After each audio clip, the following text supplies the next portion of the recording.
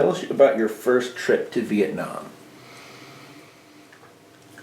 I believe it was 93. I was in Bangkok in 92.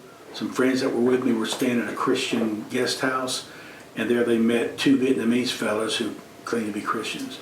And so they called me at the pastor's house where I was staying and arranged for us to meet. His brother's name was Mun Dang. We checked him out, he checked us out, and as I say, I think it was the following year I went with him to Vietnam. This is a long story, so I can't tell it all, but it'll be a chapter in the book that I'm writing called I Remember. But don't ask me when it's going to be ready. A lot took place on that journey. Part of it was carrying money in for the support of the preachers. I know that we had to go, I don't want to give it away, even after these years, I don't know if it'd be wise to, but we would go to public places. The police would always, of course, be watching me because I was a foreigner and an American, and they knew it.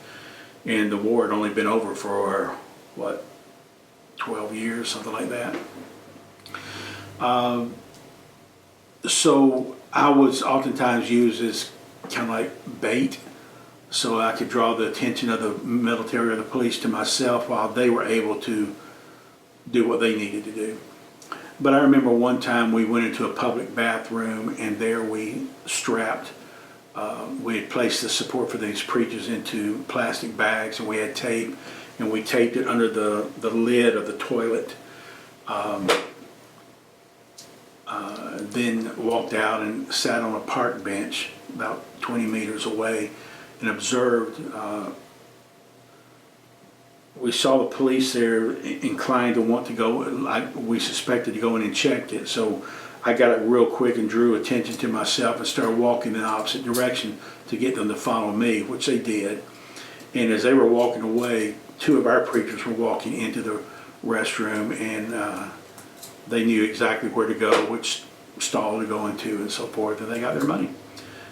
Later we endured a monsoon. I saw a bunch of people die in that. People sitting on top of their houses being washed out into the ocean and drowning. I mean, they were it's close enough to you could talk to them as they're drifting by.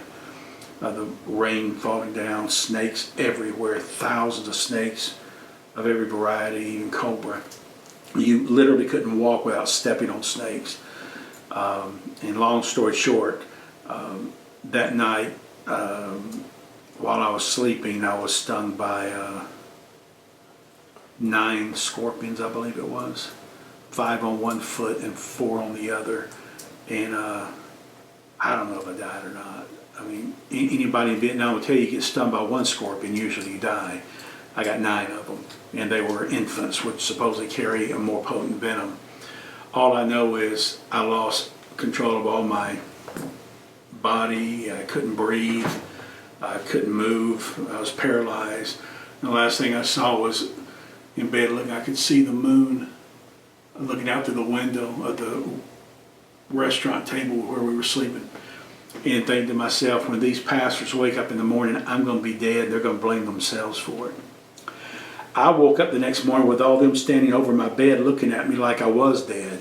Want to know what had happened. And when they started investigating, pulling away the mosquito net and everything else, at the foot of the bed where my feet, because I'm longer than Vietnamese people are, my feet were hanging off. And there the mattress was ripped open, through where I suppose, and there was a scorpion nest inside. And you could count the hole marks on my foot, 5 on one side, 4 on the other, where they had stung me during the night. So that's what had caused the intense pain and the unconsciousness and all of that. But I recovered. I'm here today, 23 years later.